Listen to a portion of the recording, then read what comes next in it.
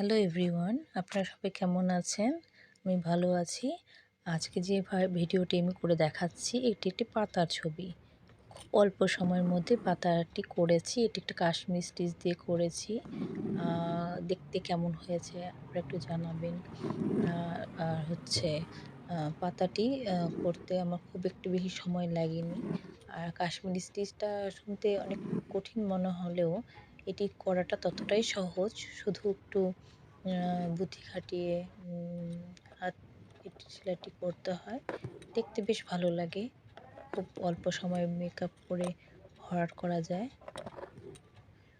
দেখুন কেমন করে বানাচ্ছি। আপনারাও চেষ্টা করবেন যাতে এরকম করে আপনারাও করতে পারবেন।